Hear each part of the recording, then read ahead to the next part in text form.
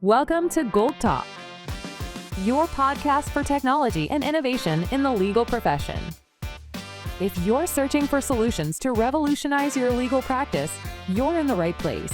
10 minutes pure, actionable product insights from CEOs shaping the future of legal technology. And here is your host, Tom Pfennig.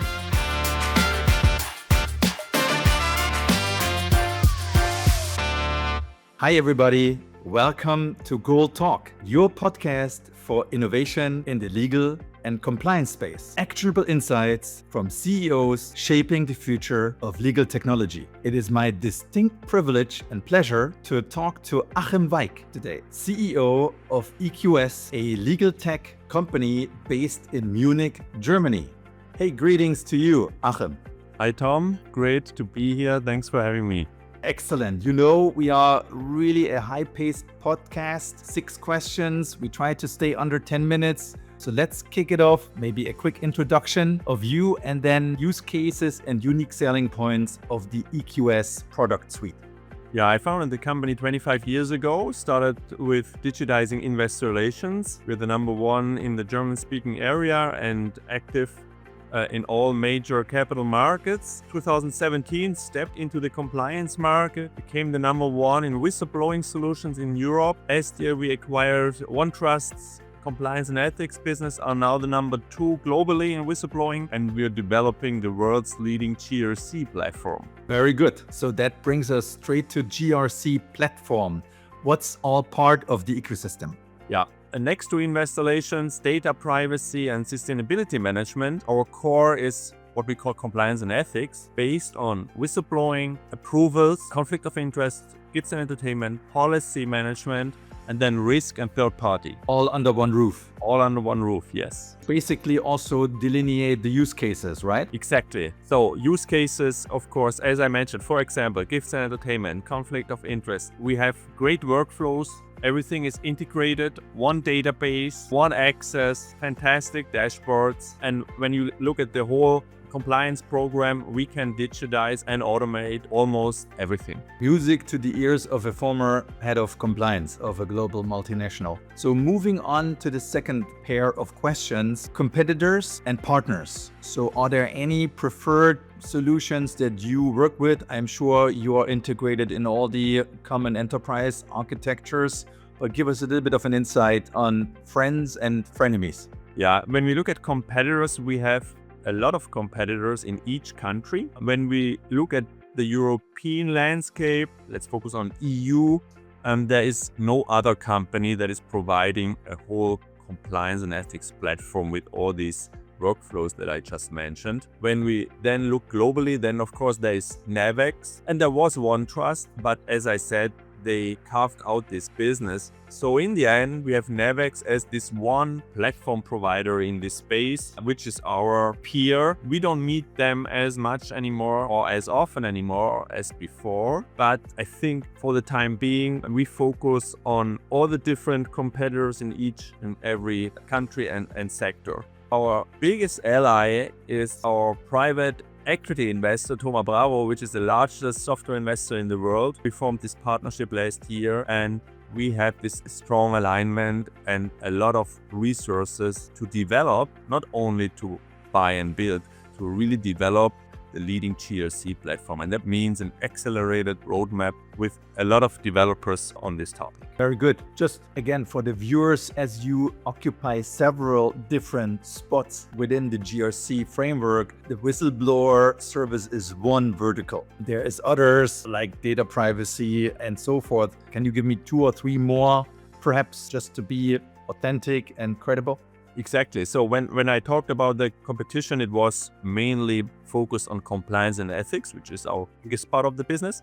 But when I look at data privacy, of course, we have a OneTrust out there and we have local competitors in each market. When we look at sustainability management, we have competitors like SAP, Workiva on the one hand, and then of course, again, the competitors. When we talk about investor relations, we have all the newswires, Business Wire, PR Newswire, but also all the stock exchanges in the world.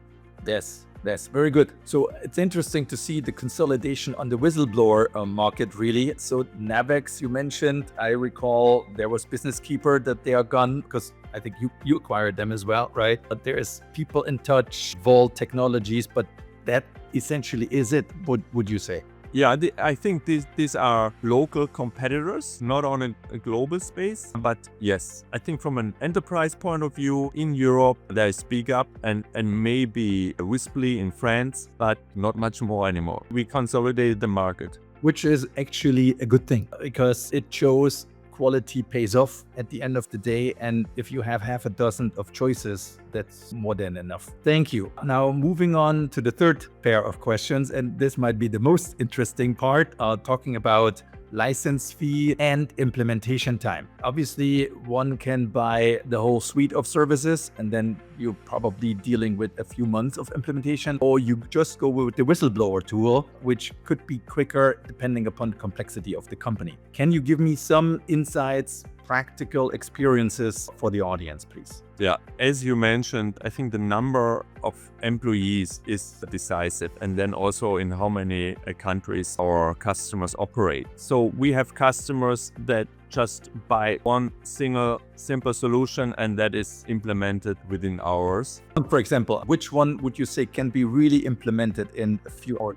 Whistleblowing is probably the easiest out of the shelf, but when we talk about a customer like DHL, for example, with offices and operations in 190 countries, then of course we're talking about months of implementation, not only when we talk about the intake channel, but also, which is way more complicated, about the case management. Take a company with 100,000 employees, they go for the core compliance and ethics portal, so they use whistleblowing, they use policies, use approvals and third party. So that's around 300 to 400K per year and an implementation fee between 30 and 40%. And that would take probably between 3 and 9 months, you would say? Between 3 and 4 to 5 months. Very good. And the biggest hurdle in the adoption and uptake from your experience? In the end, it's bringing customers' workflows into our platform. That also means that customers have to rethink about their own workflows, and hopefully they go for a more simplified workflow, and that helps, of course, a lot. Which is a great exit because sometimes people think they plug in and play with legal tech, and that creates the magic. And from my own experience, both in my prior company as of now as well, it's really the process optimization, the simplification, the user experience and acceptance of digital technology as a solution. That is something that we all need to work on to become more scalable. Clean data, simple processes, and then you can do a lot with it, right? Digitizing, automating, using AI, but you need to have clean data and simple processes. Excellent. I think we managed to stay under 10 minutes. Achim Weick, CEO of EQS in Munich. It has been a pleasure and a very insightful Golt Talk with you. Thank you for your time. All the best. Thank you so much, Tom. Take care. Bye-bye. Bye-bye.